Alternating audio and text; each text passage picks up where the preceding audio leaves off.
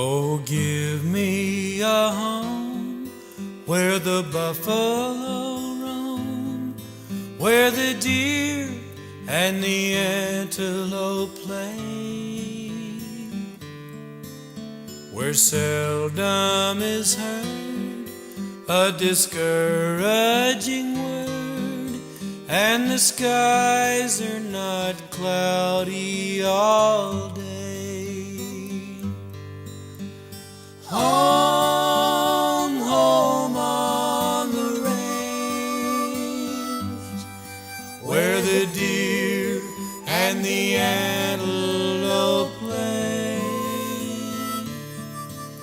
where seldom is heard a discouraging word, and the skies are not cloudy all day.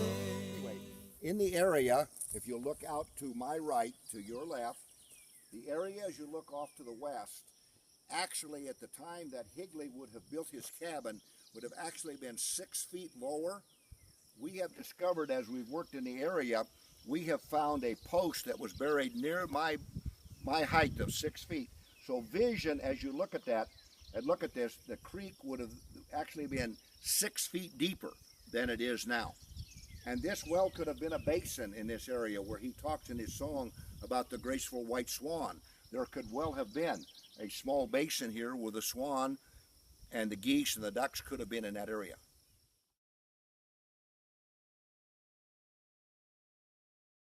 And then it's silted in, but it creaks and it winds. You can see the pictures from up here on the map that we have.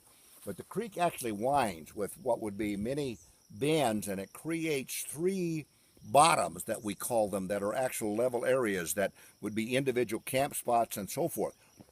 The interesting thing about homesteading, most people when they homesteaded a quarter in the southeast, southwest, northeast, northwest of a section.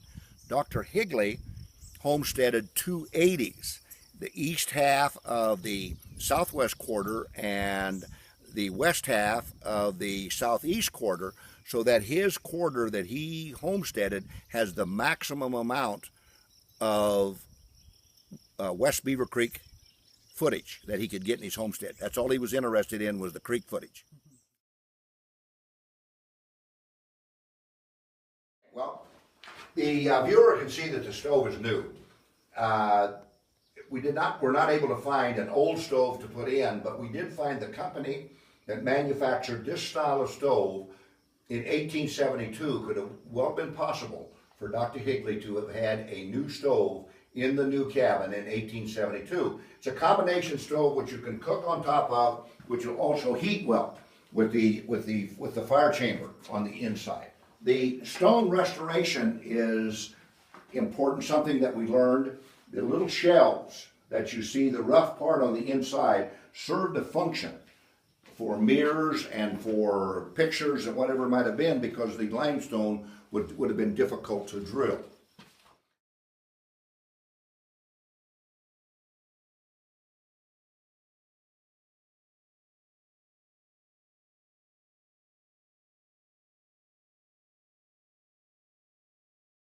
Over behind here is the stairs. This is not authentic, but it's a security, for a security reason, that would have been a free ladder.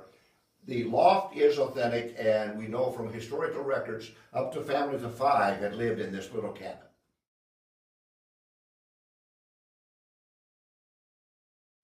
The cot is authentic from Margaret Nelson's book, that Dr. Higley had a cot in the cabin, and it would have been one that he would have slept on, could possibly have also used to examine his patients.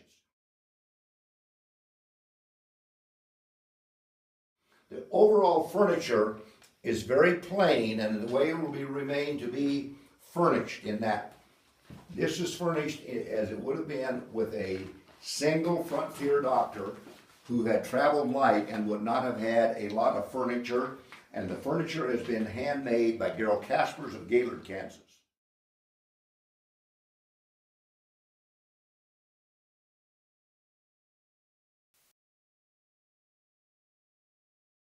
We would take a look at the violin. The violin is historically correct in that we have records of Dr. Higley playing the violin in the evening outside the cabin.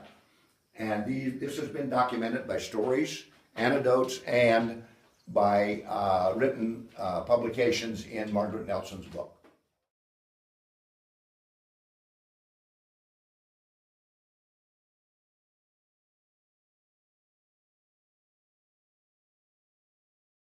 Taken out. The ends were original, so they had to be stabilized and secure. And then we put up the sides and then the roof. The picture at the top center of panel 3, that's the earliest picture we have, and that's, as I remembered as a child in 35, that was a chicken house yet. And I remembered as a chicken house.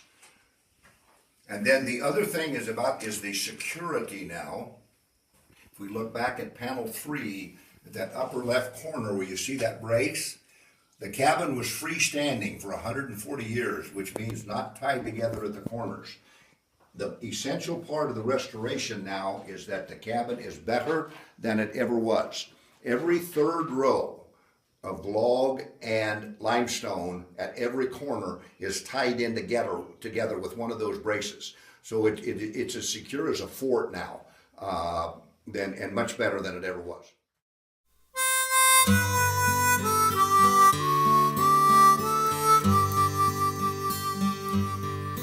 Oh, give me a home where the buffalo roam, where the deer and the antelope play,